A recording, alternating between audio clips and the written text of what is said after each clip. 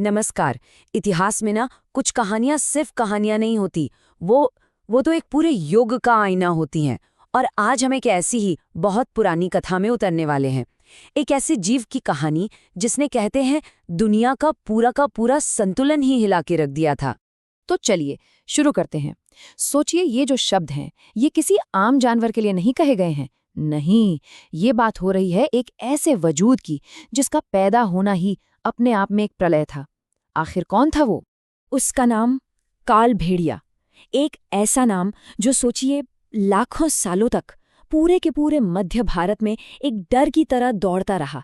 ये कोई छोटा मोटा किसी एक इलाके का आतंक नहीं था। नहीं, ये तो पूरे महाद्वीप पर छाई एक दहशत थी। अब इस कहानी का जो सेंटर पॉइंट है ना, वो एक ऐसी जगह है जो खुद ही एक श्राप थी। एक ऐसा जंगल जहां कदम रखने का मतलब था सीधा सीधा मौत को दावत देना। दंडक वन, मतलब ये नाम ही अपने आप में काफी था। ये जंगल आप सोच भी नहीं सकते। अनगिनत दैत्यों, राक्षसों, भूत प्रेतों, आत्माओं, इन सब का घर था।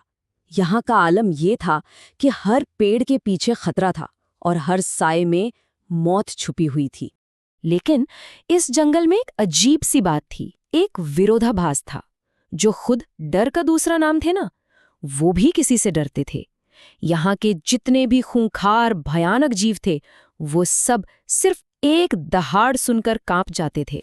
और वो दहाड़ थी काल भेड़िए की। तो सवाल ये है कि आखिर क्या थी उसकी शक्ति? ऐसी क्या बात थी उसमें जो उसे इतना खौफनाक बनाती थी? देखिए, उसकी फिजिकल स्ट्रेंथ का तो कोई मुकाबला ही नहीं था। ऐसा कहते हैं कि उसके अकेले के शरीर में 100 ऐरावत हाथियों जितनी ताकत थी।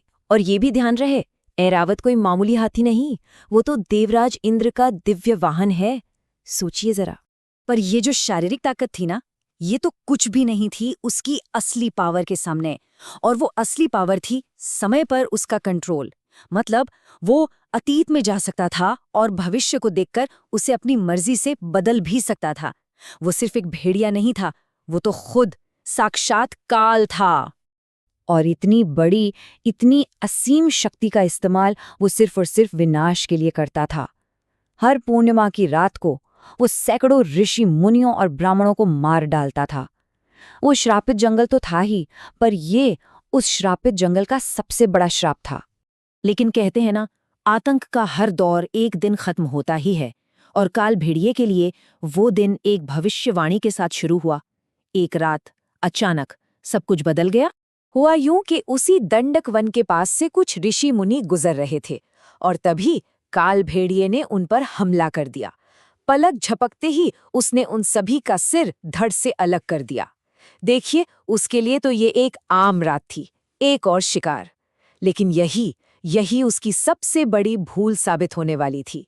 तभी उन मारे गए ऋषियों में से एक ब्राह्मण ने अपनी आखिरी सांस लेते हुए कहा, आ रहे हैं वो।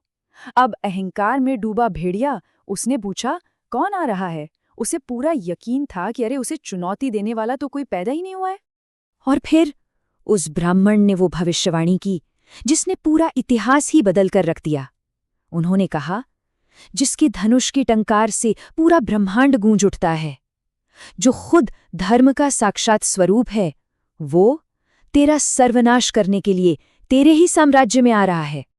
तो अब कहानी उस मोड़ पर आ जाती है जहां से भविष्यवाणी सच होने लगती है।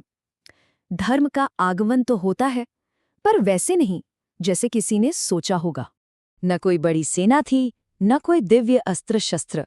नहीं, इस भविष्यवाणी को पूरा करने के लिए आया था एक बहुत ही साधारण सा दिखने वाला मनुष्य, साथ में उसका छोटा भाई और उसकी पत्नी।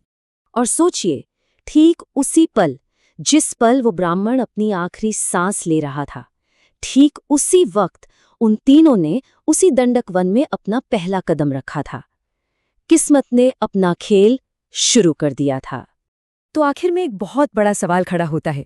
जब काल, मतलब कि खुद समय, धर्म के सामने आकर खड़ा हो जाए, तो जीत आखिर किसकी होगी? शक्ति की होगी या सत्य की? आतंक की या धर्म की? ये एक ऐसा सवाल है जिस पर सोचना तो बनता है।